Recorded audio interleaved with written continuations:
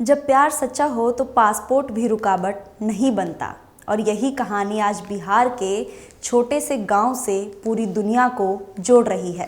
कहते हैं कि प्यार की कोई सीमा नहीं होती, न देश की, न भाषा की और न ही संस्कृति की। इस कहावत को बिहार के मधेपुरा जिले के एक छोटे से गांव रोहता ने सच कर दिखाया है, जहां एक अनोखी अंतर्राष्ट्रीय शादी इन दिनों चर्चा के केंद्र में बनी हुई है। 7 समंदर पार से आई जापान की बहू ने ना सिर्फ अपनी संस्कार और सादगी से गांव वालों का दिल जीत लिया, बल्कि ये साबित कर दिया कि जब दिल मिलते हैं तो सरहदें खुद ब खुद मिट जाती है। रोहता गांव निवासी राहुल कुमार और जापान की मारिया की ये प्रेम कहानी आज पूरे इलाके में मिसाल बन चुकी है। यह यूं कहे कि पूरे देश में मिसाल बन चुकी है।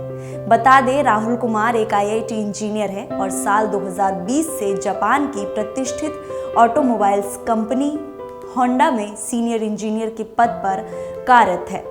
पढ़ाई और करियर के सिलसिले में राहुल जापान पहुंचे, जहां टोक्यो में उनकी मुलाकात मारिया से हुई। मारिया भी जापान में ही एक मल्टीनेशनल कंपनी में काम करती है। कामकाजी माहौल में शुरू हुई बातचीत पहले दोस्ती में बदली और फिर धीरे धीरे ये रिश्ता प्यार में तब्दील हो गया।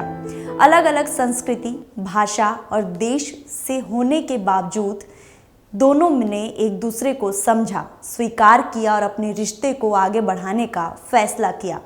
राहुल और मारिया ने अपने अपने परिवारों को इस रिश्ते के बारे में बताया और दोनों परिवारों ने खुले दिल से इस प्रेम कहानी को स्वीकार किया। परिवारों की सहमति के बाद दोनों ने जापान की राजधानी टोक्यो में शादी कर ली। ये शादी ना सिर्फ दो लोगों का मिलन था, बल्कि दो संस्कृतियों का खूबसूरत संगम भी था। शादी के बाद राहुल अपनी पत्नी मारिया को लेकर अपने पैतृक गांव रोहता पहुंचे, जहां उनका स्वागत देखने लायक था। जैसे ही जापान की बहू ने गांव की दहलीज पर कदम रखा, पूरे गांव में खुशी की लहर दौड़ गई। पारंपरिक भारतीय रीति रिवाजों के साथ गांव वालों ने मारिया का गर्मजोशी से स्वागत किया। ढोल नगाड़े, फूल माला और मुस्कुराते चेहरे के बीच मारिया ने पूरे आत्मविश्वास और सादगी के साथ सबका अभिनंदन किया। हाथ जोड़कर प्रणाम करना और स्थानीय अंदाजों में हेलो जी कहना गांव वालों को इतना भा गया कि हर कोई उसकी तारीफ करते थक नहीं रहा। मारिया की सादगी, मुस्कान और संस्कारों ने साबित कर दिया कि संस्कार किसी देश या भाषा के मोहताज नहीं। गांव की महिलाओं से लेकर बुजुर्ग तक हर कोई उनकी विनम्रता से प्रभावित नजर आया। राहुल के पिता सुधिष्ठिर यादव, जो दिल्ली स्थित सुप्रीम कोर्ट में कार्यरत है, अपने बेटे और बहू के गांव आगमन से बेहद खुश है।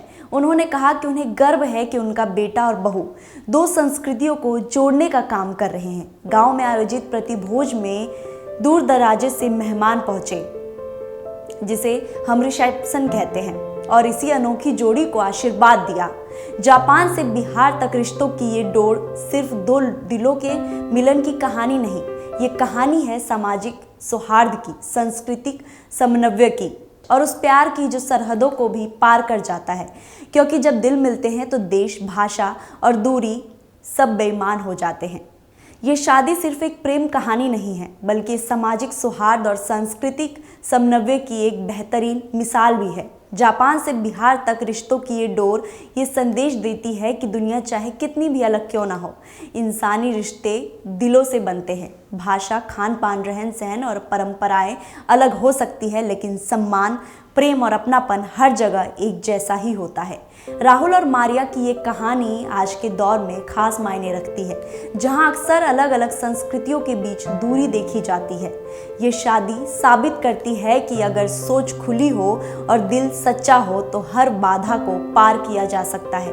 रोहता गांव की ये अनोखी शादी अब सिर्फ एक खबर नहीं, बल्कि एक प्रेरणा बन चुकी है, जो ये सिखाती है कि प्यार जब सच्चा हो तो वो हर सरहद को पार कर लेता है और दो नहीं बल्कि पूरे समाज को जोड़ देता है।